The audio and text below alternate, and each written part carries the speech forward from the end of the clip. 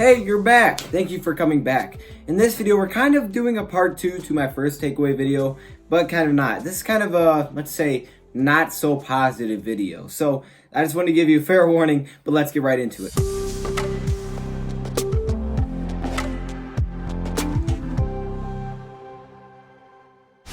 So now that we're into the video, basically, I have my first takeaways of training camp, and I always try to look at things in a positive way. I'm always trying to be hopeful and look at things in a really, really happy, energetic type of way. Well, I also have some takeaways that weren't exactly that, okay? And there were some bad things that we did see during these takeaways today, and a lot of it had to do with the offense. I kind of touched on a little bit that the offense was struggling and they didn't have a good day today.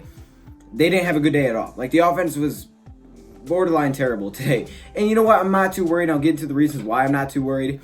But we're going to start off with some of the problems that we did see. So we're going to start off with Matthew Stafford. Didn't have a great day. Not good by any stretch of the imagination. Stafford actually threw 3 interceptions, 2 within 3 plays. Not good. Now on the surface, you're going to be like, wow, that's terrible, right?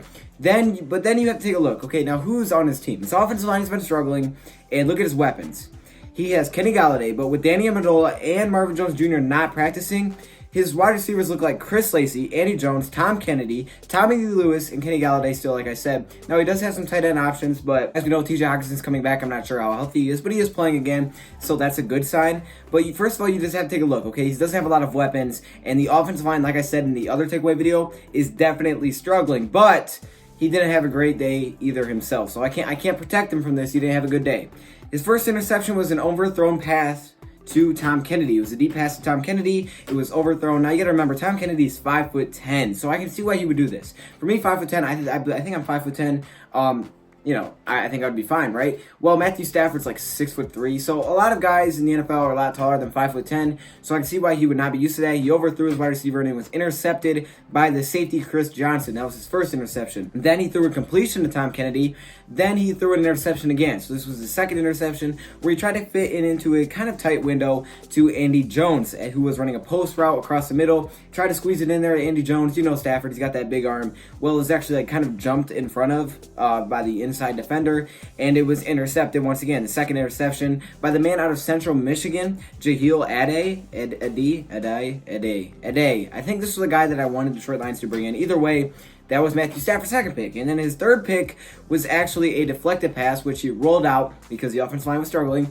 Rolled out, tried to fire it over to Mark Thompson on the sideline, and it was tipped, deflected, and intercepted. So there was 3 interceptions. That was by Jonathan Joseph. So like I said, the offense didn't have a great day today, and that you're going to see that. It's still training camp. Teams are still working. They're trying to get better, and you don't have a lot of reps, and especially when you're missing a lot of starters, everything can be a lot different. They're also trying to learn a new defense, which Matthew Stafford has said is exciting, but there are going to be mistakes made. Now, I'm one of those guys that I'm still not worried, and you're probably like, you're crazy. I'm just not. I have the confidence that with all of our weapons, when we're healthy, when we're back during this season, I think week 1 we will be really good offensively. I just see that.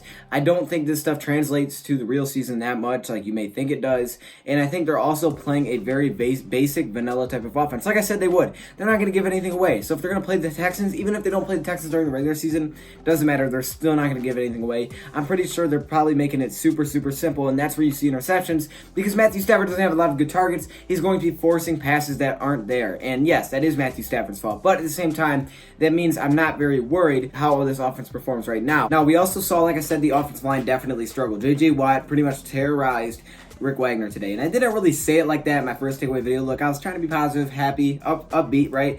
Yeah, he kind of went off on him. Now, J.J. Watt, like I said, is one of the best defenders of all time, one of the best defensive linemen of all time for sure. J.J. Watt's crazy, so I'm not very surprised that he was, going off on Rick Wagner, and, he was talking a little crap to Matt Patricia, but I understand why, because he's a really good player. Rick Wagner's a solid player, so that's going to happen. Also, we weren't able to run the ball very well today either. As I said, C.J. Anderson came up limping because we couldn't get into the end zone on goal line situations, neither our first unit or a second unit, and he came up limping out of one of those plays. Unfortunately, like I said, injuries are the worst part of football. Now, we did end off the day right with a touchdown to Logan Thomas. That was nice, a 2-yard touchdown pass. But overall, our offense struggled, and there's no way to sugarcoat it. They did. Like I said, there is a way to look at it and to say you're not worried is fine, because, again, I think we're playing very vanilla. You have to look at some of the players that are out there. You also have to think it's very early. Like, it's early, guys, and I don't think they're going to give anything away. They're going to be fine when the season starts. I believe week 1, they will be fine. And if you guys want to be like, no, that's not true, they're going to be bad, okay, come to me after week 1. If they go out there and lay an egg on week 1, you can come to me and roast me. I honestly will let you guys go in the comments and roast me. I'll have a roast session. I'll sit here live and just take it. Okay, because I'm not worried about this offense. I think we'll be okay. I just wanted to get this out to you guys. That way it's not all, rainbow, butterflies, that kind of thing. I wanted to give you guys the truth. And I know this one isn't as upbeat as others, so I apologize. But I also wanted to give you guys the truth in the second takeaway video on other takeaways that I did have. It wasn't a great day, but there was definitely some bright spots on the defensive side of the ball and special teams. So thank you, for watching. Thank you guys for tuning into this second episode. Hopefully, you watched the first one. Now you're here at the second one, and you guys could get some valuable information. Anyways, thank you, for watching, and I'm out.